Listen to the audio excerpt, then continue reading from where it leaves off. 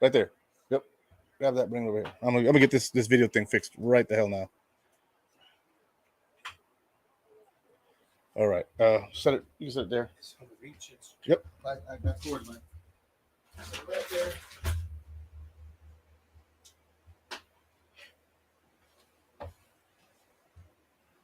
All right, guys, give me 2 seconds to fix this because this is nonsense.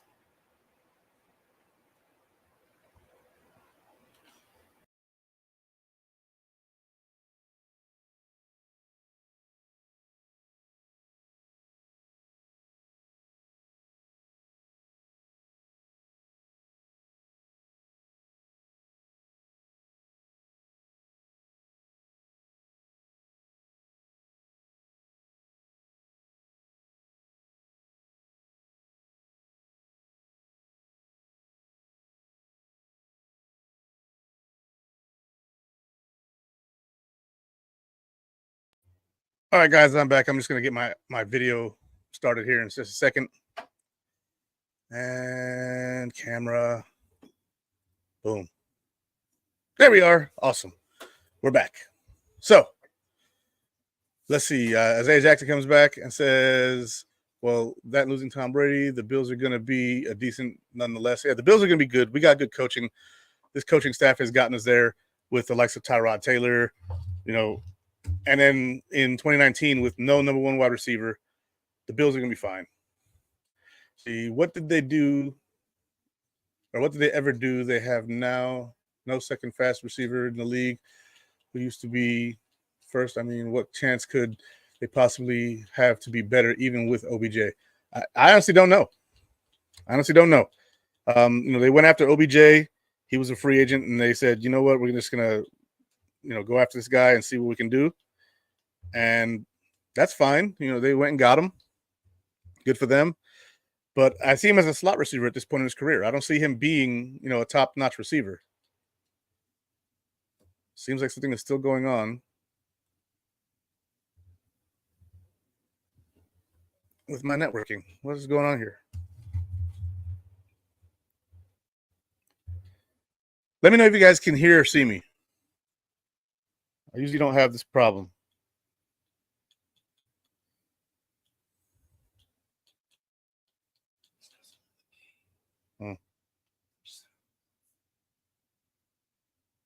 All right. Checking my network, see what I can do about that.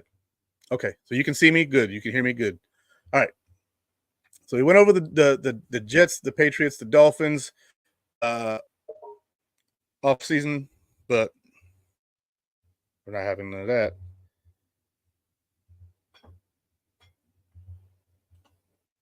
No noise. All right, so we're gonna go over the Bills transactions, and yeah, let's go. Oh, Scott Blakely, I remember that, and John Robert, welcome back. John Robert, both here. You can see me, you can hear me. ESPN had us third in the AFC East at 10-7. Ridiculous. We'll let ridiculous come when we play the games. That's how you let that happen. That's how you handle that. I don't really care for what ESPN has to say because they don't really focus on teams individually. They focus on the whole league, and then they do their thing. So yeah. All right, Isaiah Jackson, Isley Jackson, let's go Bills. All right, so Bills transactions from the 14th of March till today. So first, Mac Hollins comes back, comes to the Bills from the Falcons. Nicholas Moreau comes from the Eagles. We get Curtis Samuel coming from the Commanders. Taron Johnson to a 3-year extension. Defensive end Casey Toohill and running back Ty Johnson both signed to a 1-year contract. Safety Mike Edwards comes from the Chiefs on a 1-year contract. Offensive lineman Will Clapp comes here. He's a center. I don't know why they put him as an O lineman, but he's a center. He's going to play center if he makes the team. I don't know if I see him making the team anymore due to Cedric Van Pran Granger being drafted, but we'll see. Defensive tackle Austin Johnson, another true one technique to be behind Daquan Jones, and then we signed another defensive tackle and Deshaun Williams to a 1-year contract to be a backup 3 technique behind Ed Oliver. Then we agreed to terms on a trade with Houston to send Stephon Diggs over there. We sent him a 6th-round pick and a 5th-round pick as well. We got a 2nd-round pick next year, so we upgraded a pick to get rid of a receiver that most people thought we probably were going to get rid of anyway. So we acquired. It's giving us all of our draft stuff. We already know what we did in the draft. Signed wide receiver Quintez Cephas. Well, that didn't last because we cut him. Picked up fifth-year option on Greg Rousseau. Signed wide receivers Chase Claypool, linebacker Deion Jones, and defensive end Dwayne Smoot to one-year deals. Signed the following UDFAs: Frank Gore Jr., Keaton Bills. I'm not saying their positions because you guys are Bills fans. You already know what they are. Offensive lineman Mike Edwards. I just said I was going to do that, and I did it. Rondell Bothroyd, Gunnar Britton, Branson Dean, Tricori Couch, Xavier Johnson, David Ogwobu. Ugwobu. There we go. Lawrence Keys, Kanai Lovely, and Jack Browning, who, by the way, may be the favorite to win Rookie of the Year. We got Travis Clayton. He's our international player guy. Joe Andreessen. He's a local guy. Went to the University of Buffalo as a linebacker. You're going to close that game, man. Marquez Valdez-Scantling comes over from the Chiefs on a one-year deal. Safety D. Delaney comes on a one-year deal from the Buccaneers. And Gable Stevenson comes in from the USA Wrestling. We released Matt Hawk. Thank God that guy can't kick to save his life. Signed the following draft picks to 4-year contracts: Cole Bishop, Dwayne Carter, Ray Davis, Cedric Van Granger, Adefawani Lafoscio, Javon Solomon, Tylen Grable, and Daquan Hardy. We signed UDFA linebacker Shane Simon and designated offensive lineman Tommy Doyle as waived injured. And then the last signing was our second round pick, our first overall pick, Keon Coleman from Florida State. So now that we got all that out of the way, let's see what you guys are saying in the comments here. With all that offense, they still continue to fall short. And yes, I can see you. All right, perfect. Thank you, T. Let's go Bills. All right. I hope Chase Claypool does well. Look, I hope whoever does well, as long as they do well for this team, that's what matters to me. Holland's going to surprise, quiet signing, but solid contribution in special teams and fifth wide receiver. So I know he was a solid special team guy, right? But one thing that concerns me is the new special teams rule, the new kickoff rule, where they kind of adopted that XFL style kickoff. So I can't wait to see how that, meshes out, because at St. John Fisher, they're going to have to practice it, right? They're going to have to practice the new kickoff rule.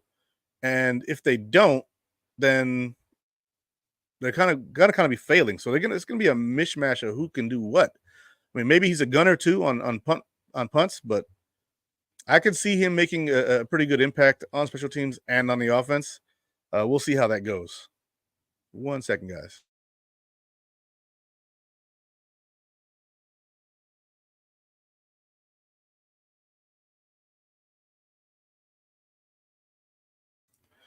All right. So my man Isley says 8 new wide receivers, almost complete overhaul to our defense, and yet our ranking will never change because Josh Allen will never let that happen. And new face, I believe we're still Super Bowl contenders, despite that media saying the window is closed. The media can say whatever they want. I addressed the media 2 shows ago. So if you haven't seen that one, go back to Built in Buffalo's YouTube page. Then go to our live shows, go to the Redzone report, and I covered what they were saying. It might have been last week. It was last week or the week before. But yeah, I don't. The media says a lot of stuff. I don't worry about them. So wish they would keep Browning and get rid of both Bass and Martin. He does both. Get Trubisky to hold for field goals. Hey man, like I still have faith in Tyler Bass. I hope that he does well. How you doing, Miss Nance? It's good to see you back here. Go Bills, go Bills. All right, that's what I'm talking about, Miss Lance or Miss Nance. That's our president of Built in Buffalo's mother, Nancy. Wonderful lady. Got to meet her. She's awesome. All right. Gabe Stevenson has been practicing with Aaron Donald. Good. They have the same body type. So, if he's going to go and learn from somebody, he's got the same body type as him. He's wide, short, and stout. But he is very strong, and he knows how to control people. Being an Olympic gold medalist helps with that. And then Joshua Richardson with a super chat. Thank you so much. It means so much to us to have super chats. You are awesome for that. What up, Izzy? The Bills are going 12 5 this year. I wouldn't be mad at that record. I'd be very happy with that record. We have a tough schedule. We have some tough lineups, and with the schedule, wins are going to be. We're not going to be able to lose any games to any of the teams that we shouldn't lose to, even though we're gonna beat some teams that we probably shouldn't. Which, to be fair, we're gonna be favored in most games still, but it's gonna be a tougher year, I think, schedule wise. But I think that continuity wise, and when I say continuity, I mean the guys on the team playing together. I think that'll be better. Miss Nancy, thank you. You are awesome as well. Thank you, Miss Nancy. You've been so nice to me every time I see you on these chats. Even when it's not my show and I'm just chatting. Always, hi, Izzy. Such a sweet lady. If you guys meet Miss Nancy ever, say hi. She's very, very nice. See, Scott Blakely, 20-0 is coming or incoming, breaking Dolphins 72 players' hearts. Hey, man. I wouldn't be mad at it. I'd be nervous going into the Super Bowl, though. If we're 19-0 going into the Super Bowl, I'd be nervous, But it's a thing. So now that we've taken that out the way, we're gonna go ahead and look at these schedules. Okay, the Patriots' schedule goes as such. Skipping the preseason because no one cares. They play the Bengals week 1. That's an L. The Seahawks week 2, and it's in Foxborough. Ooh, that's tough. Geno Smith hasn't been the same since his OC left. He's now in Carolina as the head coach. That same OC went to Tampa and coached Baker Mayfield to the playoffs this past year. And then, again, now he's the Panthers head coach. So he's apparently a quarterback whisperer. We'll see what happens. So I think that the Seahawks have to come from the West Coast to the East Coast. Those teams never do well, especially at 1 o'clock. I got the Patriots winning that one. They're 1-1. Got the Jets. They're playing at the Jets. If Aaron Rodgers is healthy, and we're going to just assume that everybody stays healthy, I think that the Jets demolish the Patriots. So they're 1-2. Then I got the Niners. They go to San Francisco, and they get destroyed by San Francisco. They're 1-3. They play the Dolphins at Miami. They haven't beaten the Dolphins really here lately, and so that's a loss. They're 1-4. They play Houston, 1-5. Then at Jacksonville, 1-6. It's 1-6. The Jaguars are going to get them. They play the Jets again. They play them in Foxborough. They usually beat the Jets, right? They've only lost to the Jets like once in the last 5-6 years. And so the Jets will go up to Foxborough and they will lose to the Patriots. They're 2-6 now. The Tennessee Titans, they're going to Tennessee.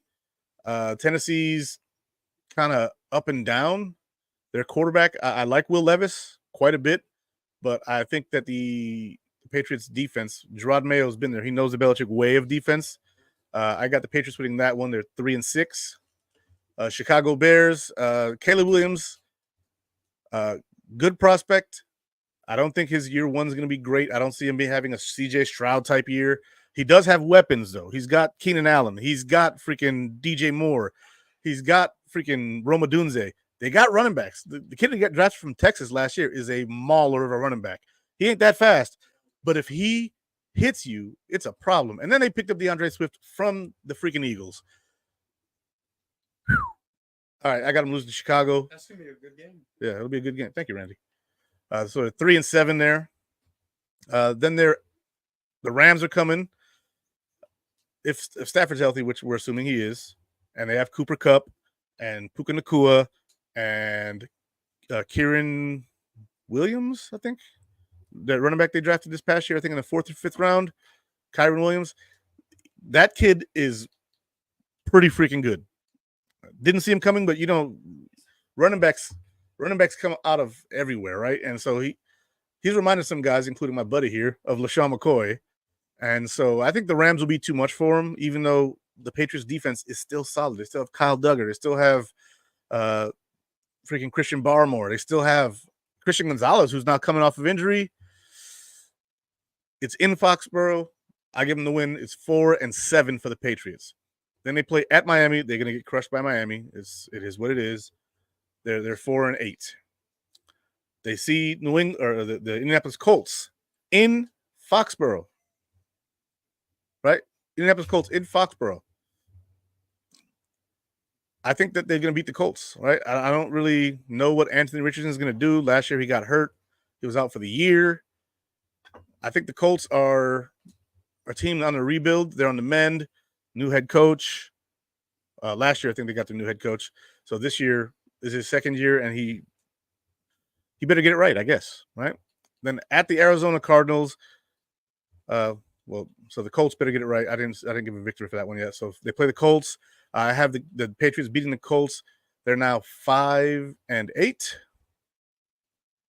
Then they have the bye week, week 14. Week 15 at the Cardinals. Kyler Murray is going to be back. They've addressed wide receiver. They've addressed positions of need. I think the Cardinals will squeak one out against the Patriots. Makes them 5-9. Then they play the Bills. We're going to crush them. It is what it is. 5-10. They play the Chargers. Chargers are coming from the West Coast. They're going to beat the Chargers. I like Jim Harbaugh. If that whole team is healthy, fine, but they don't have any wide receivers. They lost Mike Williams, who was always hurt, so not really a loss. They traded Keenan Allen away. Did they take one at number 5 this year? Neighbors went to the Giants. They weren't number 5. They didn't take wide receiver. But I think the Patriots at home, them coming from the West Coast, if it's a 1 o'clock game, I got the Patriots winning that game. So that's 6-10. And then they play the Bills again. We're sweeping them again. 6-11 for the New England Patriots. Read them and weep. That's what I got. Coming back to the comments. Keon Coleman posted a video saying he is who he is, and he's not replacing Stephon Diggs, but just being himself. Yes, that's true. And that's what you want to hear from you guys. He's not the next Stephon Diggs. He's the first Keon Coleman. And so he honestly, if you're gonna compare him to one of the guys who left, he's more like Gabe Davis than he is Stephon Diggs. He's a big receiver. He's 6'3", 200 or 6'4", 6'3", 215, 216 pounds. Gabe Davis was 6'2", 225. Like Diggs was 5'11", 6 foot maybe, 195. They're not the same type of player. He's more comparable to a Gabe Davis with better hands because Gabe Davis dropped more balls in puberty. It was disgusting. My only concern is the offense gelling together week 1 with so many new faces. That's true, but if you remember the 2019 season when they brought in John Brown, they brought in Cole Beasley. Those two guys had 2 of the best seasons of their careers. John Brown had only had 1,000-yard season in Arizona prior to that with Carson Palmer. Then he went to Baltimore the year before and should have had 1,000 yards with Joe Flacco. Joe Flacco gets hurt. Lamar goes in. He ends up with less than 600 yards that year. He was on his way to 1,000 yards with Baltimore and Joe Flacco. He comes to Buffalo, has 1,060 yards and 6 touchdowns. This is like the second best year of his career after having a bunch of mediocre blah years. The Bills were able to put his speed to use. And then Cole Beasley came from Dallas. He had 1 or 2 better years in Dallas, but his career in Buffalo started to skyrocket right after that first freaking year. And now, he's retired, but he had a 940-yard season in Buffalo. That's the most he's had in his career. His best year came with Josh Allen. So while I agree with your point, T, I love you. It's my lady right there. Shout out, by the way, Not Your Average Podcast in the 716. Check her out. She's in the Built in Buffalo Network as well. It is a podcast, not a live show. Check her out on X. Check her out on YouTube. Whatever you find Built in Buffalo, just look for Not Your Average Podcast in the 716. She's awesome. Her and I think it's her brother or her cousin that's on the show with her. I forget. It's Mike, I believe. Cousin Brad is with Kulu. Mike is with her. But yeah, she's awesome. Check out her show. Let's see. That's all he can do is be himself. Exactly. See, my dad is in the hospital. Cop, it's not good, but I'm here. Go Bills. Hey, Joey. Prayers up for your father. I hope your father does well. I don't know if you were here for it. We just talked about the Patriots and their record prediction. I predicted them to go 6-11 this year, which I think is pretty good for them, right? It's better than what they were last year. And they're a team that's on the mend, on the build. So we'll see what happens. It also depends on their quarterback situation, whether they ride with Jacoby Brissett the whole season or if Drake May takes over at some point, or if Jake May, straight up wins the job. So we'll see. And what you can do in Josh Allen's offense.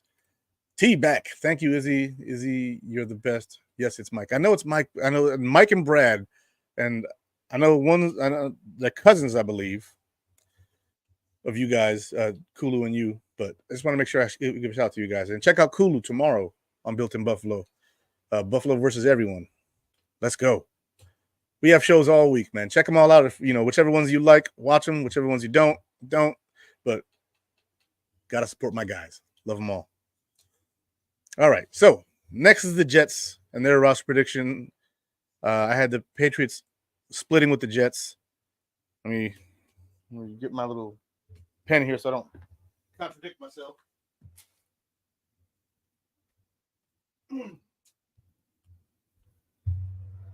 All right, so I got Pats 1-1 with Jets. Home teams win. Okay. Jets time. All right. Actually, look to see if any more comments here. Nope. Here we go. Going into the New York Jets in their season. Skip the preseason again because no one cares about the preseason. They're at San Francisco. That's a loss. They're at Tennessee. That's a win. They're they host New England. That's a win. So they're 2-1 at this point. Denver comes to the Meadowlands, and Denver gets beat. Right? Their quarterback situation is a freaking mess. And that's a funny one because Zach Wilson could potentially be their starting quarterback. So that'd be hilarious if Zach Wilson goes in there and beats the Jets. That'd be hilarious. I got the Jets at 3-1 here. But if Zach Wilson goes to the Meadowlands and beats the Jets, all this Zach Wilson beat the Bills nonsense, I don't want to hear another word of it. It's over. I don't want to hear it at all ever again. Okay? Nonsense. Okay? Just writing something down real quick. But I got the Jets winning that game. They're 3-1. Then they're at Minnesota. Minnesota starting J.J. McCarthy. They're rebuilding from scratch, it seems. So they will beat Minnesota. At Minnesota, they're 4-1. Then they see the Buffalo Bills in Buffalo, and we beat them in Buffalo. Okay. So Jets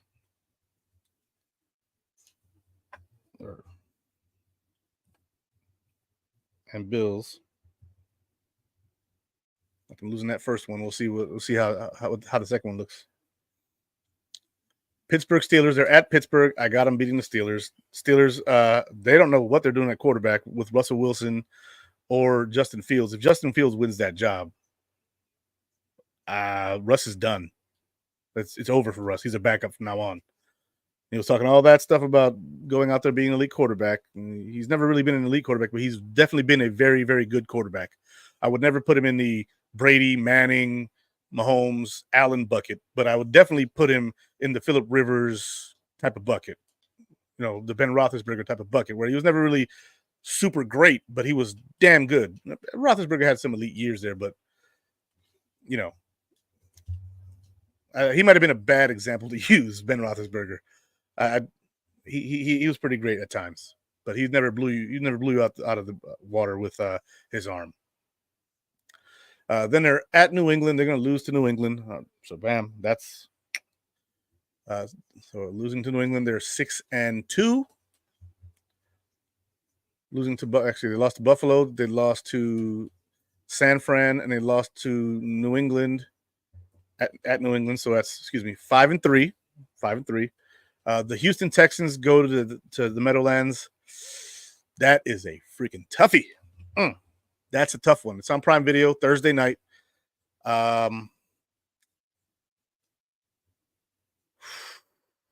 Giving that to Houston, 5-4. Too much firepower on offense. Joe Mixon's there now. I don't really particularly like Joe Mixon the person, but on the field, can't deny what he can do. Then you got Diggs, Tank Dell, and Nico Collins on offense. Like the tight end, Dalton Schultz is there. Like the Texans are on the rise. They're on the rise. They're a scary freaking team. Jets are 5-4. At the Arizona Cardinals, Jets smoke the Cardinals. It's 6-4. The Colts come to the Meadowlands and the Jets smoke them 7-4. Bye week is week 12. Then they have Seattle coming to town, which means that the Bills and the Dolphins both go to Seattle because the Seahawks are at the Jets and at the Patriots. And so the Jets will dismantle the Seahawks. Geno Smith comes back to the Jets and gets his butt whooped by his former team. And so the Jets are now 8-4. Or excuse me, 8-4 bye week. Week 14, they are at the Dolphins. They lose, so they are 8-5. Then they're at the Jacksonville Jaguars. They're going to beat the Jaguars. 9-5. The Rams come to town. They're going to shut the Rams offense down. 10-5. They play the Bills again. And this is the Bills' time of the season right here. It's the Bills' time of the season. You're coming to Buffalo. Buffalo's going to beat them pretty good, 10-6. And then they play the Dolphins at the Meadowlands. And I made a mistake earlier. The first one was Bills at Jets. Now it's them at the Bills. I got the Bills sweeping the Jets. We just know that defense, and I think that the Bills' weapons are going to be too much for them. Also, the Bills' defense hasn't ever lost to Aaron Rodgers. Just hasn't. So I got the Bills winning. I don't think we've lost to Tyrod either, but not the point. So the Bills sweep the Jets. Yeah, sure. And then they play Miami in New York, and I think that they beat Miami. They end the season 11-5. So the 11-5 New York Jets.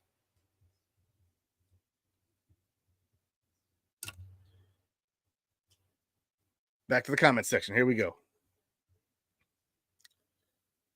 Let's see. Thanks, my friend. You are very welcome. I hope your father makes a full recovery. God bless him and you and your family. See, too much power in Josh Allen. When he gets in the moment, it's over. Exactly.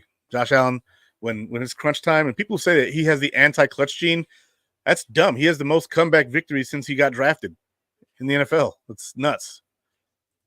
Like game-winning drives. I mean, not comeback victories. Excuse me. Game-winning drives, which I guess is still somewhat of a comeback, but it's not exactly the same. But anyways, on to the freaking Dolphins. Miami Dolphins open their season hosting the Jacksonville Jaguars. They're going to beat the Jaguars 1-0. They're playing the Bills. Look, they don't beat the Bills. They don't beat the Bills. Okay, so that is 1-1. That is week 2, though. But it's an 8:15 game. So it's at night. Yeah, Bills win that game 1-1. At the Seattle Seahawks. Look, they went to Denver last year. They put up 70 out west. So they're gonna smash the Seahawks. 2-1. It's not gonna be close. Last year they lost to the Titans. It was in Tennessee. This is a 7:30 p.m. game, so they're not gonna be able to cook the Titans in the weather in the heat. That Titans defense was crazy. Man, I got them losing to Tennessee 2-2. At New England, they don't lose to New England. Like they just don't. Like, trying to be as logical as I can here. I'd love for them to lose to the Patriots, but I already got the Patriots being swept by them. And so Patriots, they win here. Let me make sure I put that down. Fins, Pats. Fins are 2-0 against them, just because that's how that goes. Fins, Bills, 0-2. So they're going to smoke the Patriots. I don't care if it's at New England or not. They're going to go up there and spank that backside. Here's a problem with the Dolphins' schedule. Their bye week is week 6. Way too early for a bye week. So that's way too early to have your bye week, right? They're 3-2 at this point. Then they have their bye week. With those guys on that team, they're not even tired yet. They're not. This is really unfortunate for them. However, then they go to Indianapolis and they smash them too, right? They destroy Indianapolis. They're 3-2. or 4-2, excuse me. The Cardinals come to town, doesn't matter, 5-2. They play the Bills, they lose there, 5-3. They're at the Rams, that's a loss, 5-4. The Raiders come to town, they smash them, 6-4. They play New England again, 7-4. No need to even talk about that, right? They're going to embarrass New England twice. At the Green Bay Packers, I like that game. I like that game a lot because I think that the Dolphins are going to lose that game. So they are now was 7-4. And then we go back. 6 weeks after the 6 weeks after they play the Packers, and they're going to lose that game. Yeah. I mean, let me go back and recuperate my mental thought here. They're 4-2, 5-2, 5-3, 5-4, 6-4. Play the Patriots 7-4. They play the Packers are 7-5. They play the Jets. They're splitting with the Jets, so we'll just ignore the Jets games. We already talked about those. They're splitting with the Jets, so that is. Damn it! I lost my train of thought again.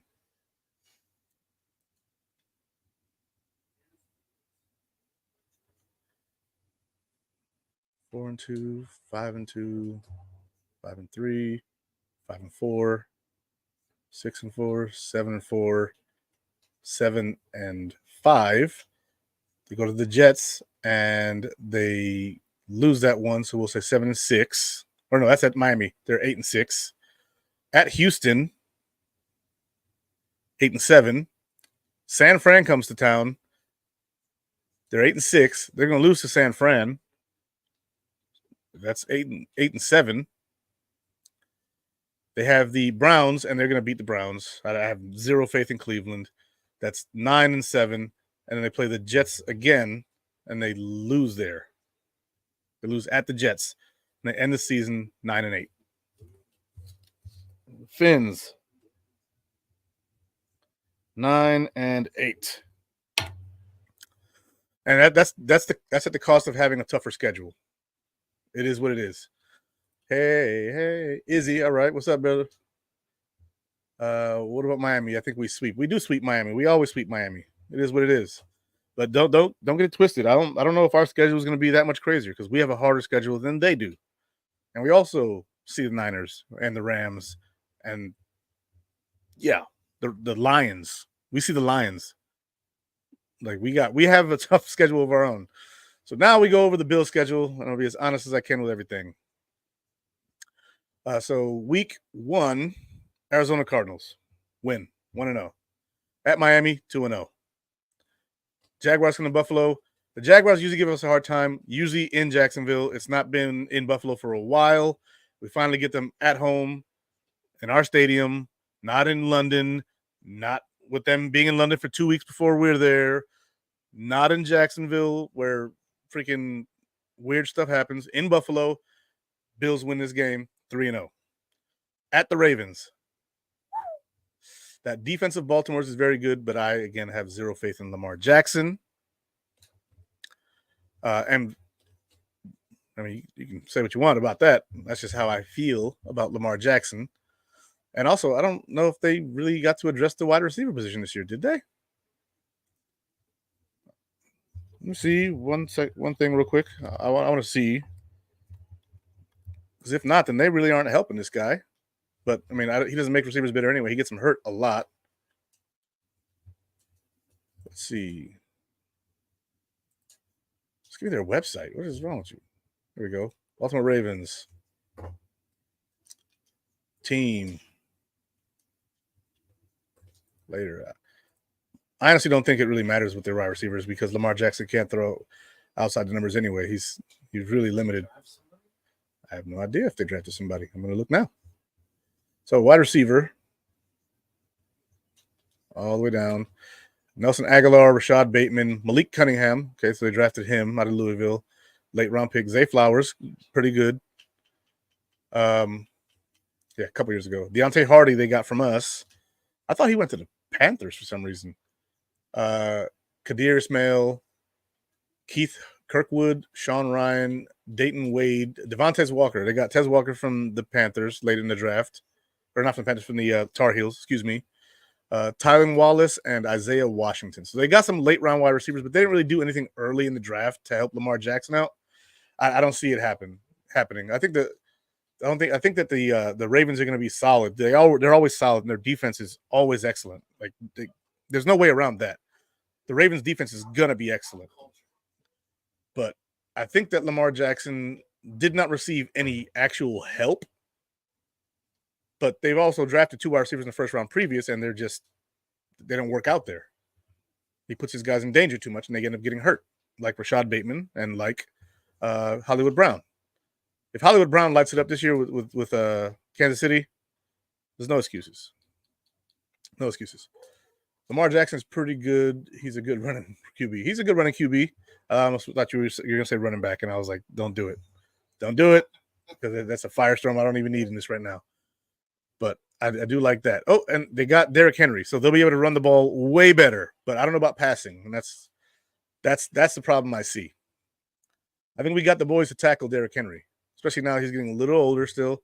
But I also don't want to see any more flying buffaloes going on like Josh Norman getting smoked by Derrick Henry, because that dude's big for no reason. They will make the playoffs. I don't know who you're talking about will make the playoffs, but you can go ahead and comment it. We'll see. See, that's why I also think without a wide receiver one, we will be harder to read, making us that much more a threat. I think so too with a passer like Josh Allen and his ability to read defenses. I think that Josh Allen and his ability to read defenses and make a decision as to where the ball is going to go rather than have it predetermined before the play and that not be open and then having to run. Josh, if he has time, can get through his reads. If not, it is what it is. We'll see. See, JB, go Bills. You're damn right. And that's an X comment too. Reminder: training camp for the Bills starts on July 24th at St. John Fisher University in Rochester, which is my mother's alma mater. So yeah, she graduated there. They will be fine, likely in Andrews, just like the Bills. It's not just like the Bills. It's not, because the Bills have wide receivers who are doing this, and the Ravens have one guy doing this. Right, Andrews is already up here, but he's also coming off of that ACL tear. First year after the ACL tear, as the Bills can attest and atone to, Von Miller didn't come back the same after it. Tre'Davious White didn't come back the same after it. Took Tre'Davious White to the next year, and then he tore his Achilles after that. So I hope that Andrews recovers well, because I like Mark Andrews. He's a damn good tight end, and I hate to see career derailed because of crazy injuries. But if that's all Lamar's got, that's all he's got. See, what's the record for the Bills this year? Haven't gotten through all that yet. We'll get there. So the Bills play the Ravens. It's at Baltimore. They're pretty good at stopping Lamar. That's going to be, I expect that to be kind of a low-scoring game. I think the Ravens will beat the Bills on that game. I hope not, because I want to go to that game. So Bills are 3-1. At Houston Texans, I don't think that they're quite mature enough to overtake the Bills. I mean, Diggs is there, but he kind of did this at the end of the season last year. Maybe Bobby Slowick can do something with him. I mean, he's going to top 800 yards probably, but I don't see him being that 1,500-yard, 127 catch, 150 target guy that he was in Buffalo. He's got too much competition for targets, including Nico Collins, who they just re-signed for big money. You don't re-sign a wide receiver to big money and then not use him. I think the Bills beat the Texans. We're 4-1. At the Jets, we're 5-1. Tennessee Titans come to Buffalo, 6-1. Go to Seattle. I don't think Seattle has the ponies to beat us, 7-1. At Miami, we don't lose to Miami, 8-1. At the Colts, 9-1. This is too easy. Kansas City, that is an interesting one right there. Their defense, very good. Last year, we gave them a pummeling in the regular season. We've done that for the past 3 years in a row in the regular season. We've pummeled the Chiefs. I don't see anything going any different this time. Bills are now 10-1 going into the bye week. 10-1. Here's where things get difficult. The Niners come to Buffalo. West Coast team coming to Buffalo.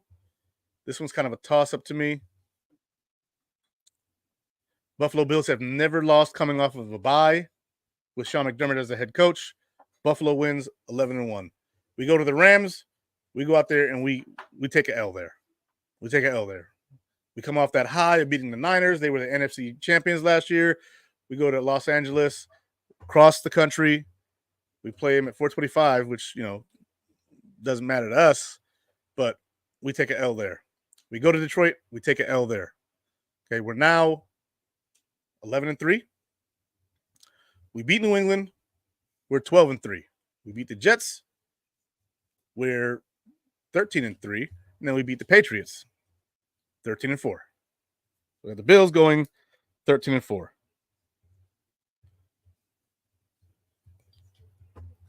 And I don't think I was too harsh on any of these takes here. The two games that I think that we could lose outside of the ones I picked first to lose. I picked first to lose to the Rams, the Lions, the Ravens, and that was it. My bad. 14-3. 14-3. Excuse me. We lose to the Rams. We lose to the Lions. We lose to the Ravens. The other two teams that we could arguably say maybe should beat us are the Niners and the Texans. Those are very losable games. So that's where I'm at with those games.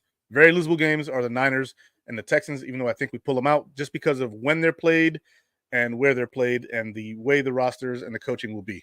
So 14-3 is my prediction. Right now, way too early prediction. We're going to see how this offense actually melds and comes together this training camp and preseason. Hopefully, I'm right. Because if I'm right, 14-3 should be good enough to get us the number one overall seed in the AFC. Get a bye week going into the playoffs, and we've never lost after a bye. Man says, come on, Jets defense play y'all well. So they did last year in the first game of the season, right? But it was week 1. And Josh was under that Ken Dorsey BS offense. It was a terrible offense. We went 5-5, 6-6 under that offense. And then what? When we fired Dorsey, the offense took off. And then we smoked the Jets. And Josh Allen put up like 3 touchdowns and like 275 yards. Like Josh smoked that defense with this new offensive coordinator. So no, I don't think so. Chris Herrera, Bills going 14-3 is laughable. Y'all went 11-6 last year, harder schedule.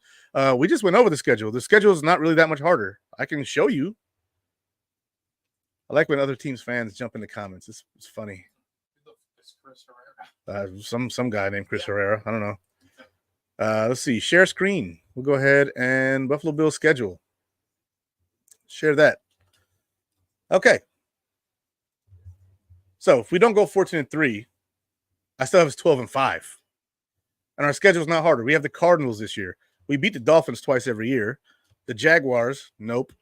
The Ravens are tougher, but again, we went 11-5 last year. That's a team that we could beat, we could lose to, but I have them beating us. The Texans, they could beat us, but I have us beating them. The Jets, we're beating the Jets. The Titans, where's the difficulty here? Titans, Seahawks, Dolphins, who we always beat. Colts, not worried. Chiefs, who we always beat in the regular season. Then we got the Niners, the Rams, the Lions. Those 3 are going to be tough games. Patriots, Jets, Patriots. Where's the difficulty here? It's the Lions, it's the Rams, it's the Niners. Chiefs are going to be hard, maybe, but we tend to give them the business in the regular season. The playoffs is where we have our time with them. Seahawks, easy work. Come on now. Texans, Ravens. There's 5 hard games on our schedule. Where are you getting this hard games? Like I don't understand where that comes into play. Let me pull this up here again. I'm gonna put it up so I can show you. And we'll take this off for the time being. Again, Cardinals, Dolphins, Jaguars. That should be 3-0 off the rip. Ravens, Texans. That's a tough little stretch. Then we have the Jets. Those are all 3 away games, by the way. We could lose to the Jets, but I don't see it happening. Not with this new offensive coordinator who knows how to beat that defense. So I see us beating Houston and New York.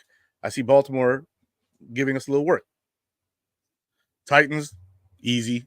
Seahawks haven't been the same since Contreras, I think his name is, the current head coach of the Panthers, left. Geno Smith, he had his best year of his career. Canales, there we go. Canales had the best year of his, or Smith had the best year of his career under Canales. He left, goes to Tampa. Baker has one of the better years in his career. So I'm failing to see, because once Canales left, the team dropped off. The offense dropped off there. Seahawks, slight work, baby. Dolphins, always light work for the Bills. Colts, no. Chiefs, tough team, very good team. Obviously, Super Bowl winner twice in a row. We beat them the last 2 years in the regular season. See no reason to see it any different. Niners, we're coming off our bye.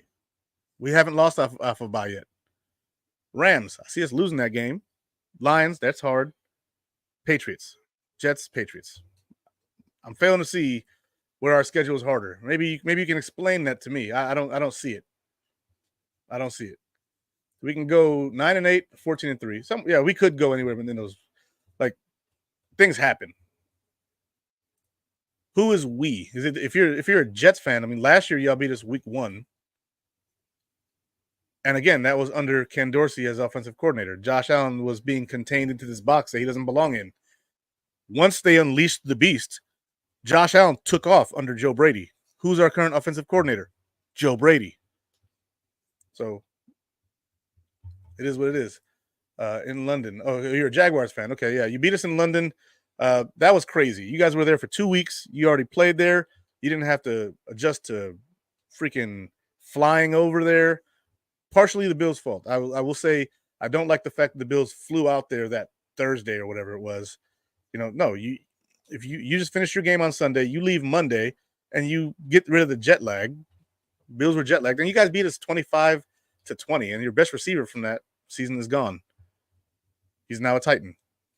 So I don't see it, but the Jags. I see the Jags having a solid season. I just don't see them beating the Bills. Simone's Bingleton. I am preaching. But yeah, so that's my predictions. Just it's too early, right? Notice the title of the show. Way too early. AFC East roster predictions. The Redzone Report live, right? Buffalo Bills 14-3. Finns 9-8. Pats 6-11, and the Jets 11-5. I have the Bills and the Jets making the playoffs. And I think the Jets will be the 5 seed, probably. The 5 seed or the 6 seed. They won't be the last seed. They won't be the 7 seed. But I have it being a tough season for, now that I looked at the schedule, I'm not that worried about it. I was like, we were the number 1 team in this division last year, so we're going to see all the number 1 seeds from every division or every team in our division. Or excuse me, we're going to see all of the number 1 seeds from the divisions within our conference. There we go. We're going to see all of them, and I'm not impressed, but I'm not worried. Like the Texans impressed me, right? And who's the AFC North? The Ravens, they're pretty good, but the AFC West, like, we beat the Chiefs all the time. But then we got like the Colts, the Seahawks, and the Titans. I don't see a threat there. Granted, I don't have to see a threat. I don't play the game. I watch the game and I know my team. This year's gonna be very, very interesting. Because again, there's some spots where we got to gel. But people saying that the Bills have, fallen apart and they're totally different team. I've been through this before on my show. On defense, the only new starters are the safeties. And on offense, the only new starters are center and guard, one of which was on the team last year. He just moved to center. The other one was on our team last year as well, but he was our 6th offensive lineman. And at wide receiver, which, was inevitable. So, as you said here, Jaguars foot, and it's nice to have, fans from other teams being in here. It's awesome to be able to interact with some other fans, not just AFC East fans, not just Buffalo Bills fans, but fans from all over the place.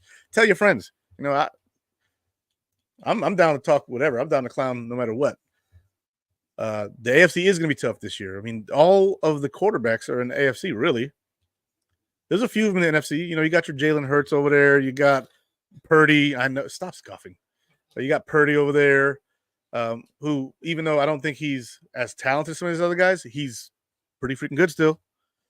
You've got Baker Mayfield. I'm just kidding. Jordan Love is over there. Dak Prescott's over there. So you have some really good passers over there. Kirk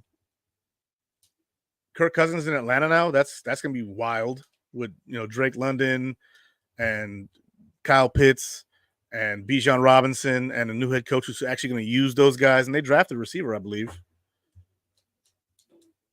So it's going to be an interesting year. The NFC's got some quarterbacks, but the top dogs are in the AFC easy. Mahomes, Allen, Burrow, Herbert. I'll put Tua on the list. You know, Tua had an awesome year last year. Statistically, it was an awesome year. They only beat one team that was worth a damn, and that was the Cowboys. But outside of that, that's all he won, but it was an awesome year, and you can't take that away from him. He don't pick his schedule. So Tua had a pretty good year. But it is what it is. The top 5 of the top 6 or 7 quarterbacks were in the AFC last year. Herbert didn't get to play the whole season. Neither did Burrow. They were both out. CJ Stroud, another guy in the AFC. That dude's a monster. Trevor Lawrence just got paid. He did well in the playoffs, not this past year, but the year before, when they were down 27-3 to the Chargers, and then they went and whooped the Chargers' ass in the second half to take that playoff win. So say what you want, Trevor Lawrence got that clutch gene in him. This year it wasn't great, but you know, it is what it is. Take it for what it's worth. I think that Trevor Lawrence will have a pretty good year this year, and so yeah, it's nice to have you guys here. And I'm going to close this out with my short, because this video was not built for shorts. I think that the AFC this year is going to be as competitive as it's been in a while. The fight for the last playoff spot in the AFC is going to be a dogfight. It's going to be a battle. I think your division champions are really going to determine the playoffs. The Bills, the Chiefs. Then the AFC South is going to be the Texans, in my opinion. And then you have in the AFC North, I think it's going to be the Bengals. If Burrow's fully healthy at this point, I think the Bengals take the AFC North. So now that you have that information, there's 3 playoff spots, and you have the Jets, you have the Dolphins, you have the Jaguars, the Chargers. It's going to be a dogfight for those last 4 spots. The Steelers are always in the mix for that. Tomlin, you know, he's always got that team ready to compete for a playoff spot. They're always right there. The Raiders are going to be weird. I don't know what that's going to look like. I like Gardner Minshew as a passer, but he doesn't have a strong arm. But he doesn't need to really with Devontae Adams. He just has to be precise with where he's putting the ball. I like Will Levis. I like what the Titans are doing over there with him, getting him, you know, a good receiver in Calvin Ridley. So yeah, the AFC is going to be tough as nails for playoff spots. But guys, that has been my show. God bless you all. I hope you guys have a wonderful rest of your day. Have a good week. Take care of yourselves and go Bills.